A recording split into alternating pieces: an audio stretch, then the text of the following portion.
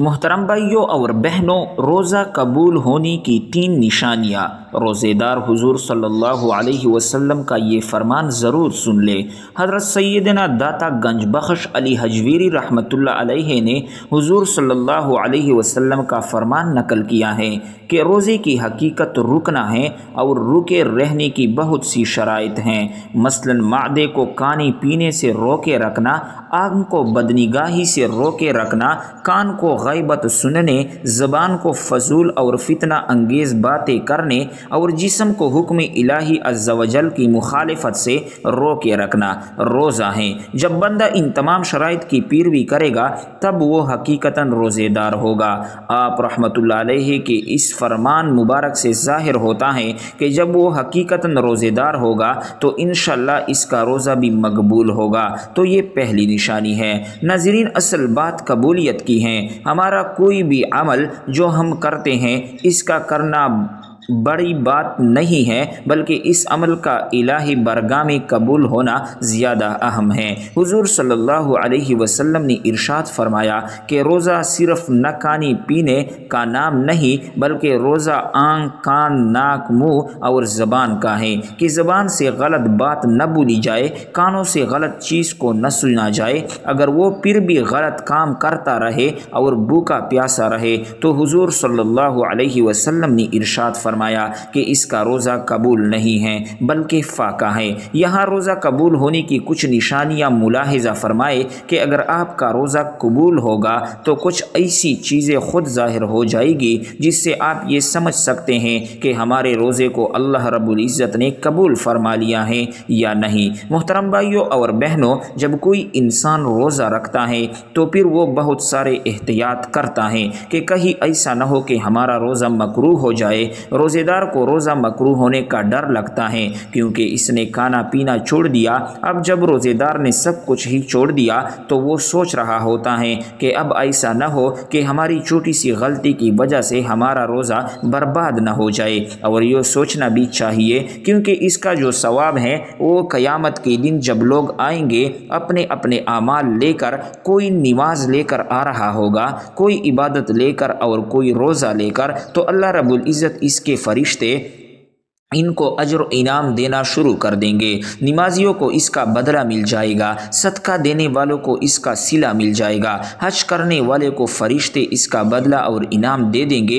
پھر باری آئے گی روزے دار کی تو فرشتے کہیں گے یا رب، یہ روزہ دار ہیں جنہوں نے تیرے لیے روزہ رکھا تھا، بھوکے اور پیاسے رہے تھے، تو کیا ان کو اس کا اجر دیا جائے گا؟ تو اللہ رب العزت فرمائے گا، اے فرشتوں پیچھے ہٹ جاؤ، اس کا روزہ خالص میرے لیے تھا اور میں خود اس کے روزے کا اجر عطا کروں گا۔ کیونکہ انسان نماز میں دکھاوا کر سکتا ہے، صدقہ دینے میں دکھاوا کر سکتا ہے، لیکن روزہ رکھنے میں انسان دکھاوا نہیں کر سکتا، کیونکہ وہ تو خود ہی جانتا ہے کہ میرے بھوکا پیاسا رہنا ضائع نہ ہو جائے۔ جیسے کہا جاتا ہے کہ قبر کا حال مردہ ہی جانتا ہے، تو وہ انسان جو پورا دن بھوکا رہا ہے، پیاسا رہا ہے، وہ بھی اپنا حال خود جانتا ہے۔ محترم بھائیوں اور بہنوں، عبادت کے قبول ہونے کی نشانی یہ ہے کہ اگر آپ نے نماز پڑھی، مثلا عصر کی نماز، اور عصر کی نماز پڑھنے کے بعد آپ نے مغرب کی نماز بھی پڑھ لی، آپ کو مغرب پڑھنے کی توفیق مل گئی، تو یہ اس بات پر دلالت کرتا ہے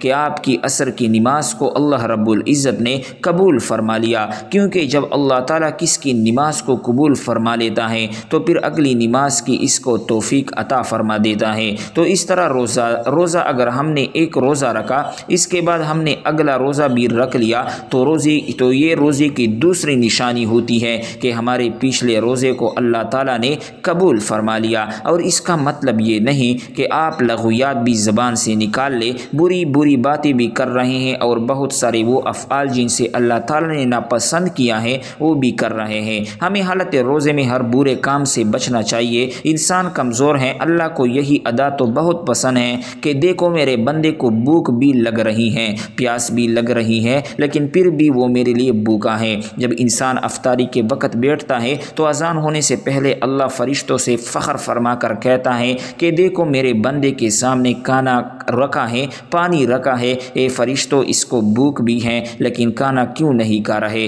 تو فرشتے جواب میں کہتے ہیں کہ یا رب اس کو تیرے خوف نے روکے رکھا ہے۔ تو اللہ رب العزت فرماتا ہے کہ جاؤ میں نے اس کی بخشش فرما دی، اور اللہ رب العزت خوش ہوتا ہے، ایسے روزے دار کو دیکھ کر مسکراتا ہے۔ محترم بھائیوں اور بہنوں، تیسری نشانی یہ ہے کہ جب کسی انسان کا روزہ اللہ رب العزت کی بارگاہ میں قبول فرما لیتا ہے تو اس کو ذہنی سکون ملتا ہے، دل میں تقویت حاصل ہوتی ہے، اگلے روزے کی توفیق ملتی ہے۔ کچھ لوگ کہتے ہیں کہ روزہ رکھ کے کمزوری ہو گئی، لیکن جب انسان کا روزہ اللہ تعالیٰ اپنی بارگاہ میں قبول فرما لیتا ہے تو اس کو بظاہر دیکھنے میں لگ رہا ہے انسان کمزور ہے، لیکن اندرونی ایک طاقت اور قوت جو اس کو ملتی ہے وہ بندہ محسوس کرنے لگتا ہے کہ ہمارے اندر کمزوری نہیں بلکہ ہمارے اندر توانائی آ گئی۔ یہ تو روزے کا کمال ہے ناظرین، اس لیے روزے کو ہرگز نہ چھوڑا کرے۔ حضور صلی اللہ علیہ وسلم نے ارشاد فرمایا، جس نے ایک روزہ بغیر بیماری یا مجبوری کے چھوڑ دیا پھر ساری زندگی روزے رکھے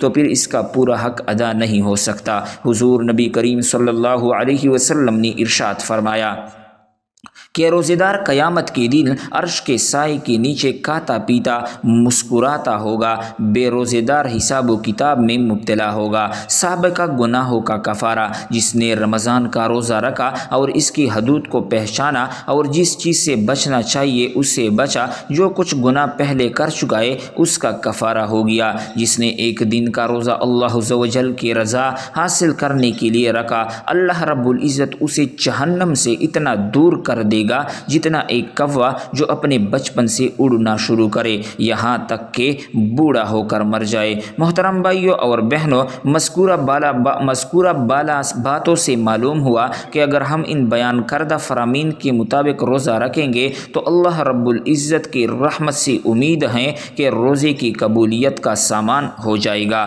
محترم بھائیوں اور بہنوں، یہ تھی آج کی مختصر ویڈیو۔ اس طرح بہترین معلوماتی ویڈیو کے لیے اسلامک انفارمیشن، اخلاقی کہانیاں، اس کے علاوہ ٹپس یعنی بہترین ٹوٹکے، اس کے علاوہ ناظرین آپ کو ملیں گے بہترین سٹوری، بچوں کی سٹوری، مارل سٹوری اور تمام جنسی مسائل، عورتوں کے مسائل، مردوں کے مسائل، اس کے علاوہ ایموشنل سٹوری اور خاص کر بہترین ناولز آپ کو اس چینل پر ملیں گے۔ یہ یوٹیوب پر اس طرح کی چینل نہیں ہوگا انشاءاللہ، اردو وائس کی صورت میں آپ کو یہ چینل ویڈیو ملیں گی۔ آپ چینل کو ضرور سبسکرائب کریں اور ساتھ میں گھنٹی کو دبائے رکھیں تاکہ ہماری ہر نئی ویڈیو آپ کو بر وقت پہنچ سکے۔ نئی ویڈیو تک اجازت دیجیے، اللہ حافظ۔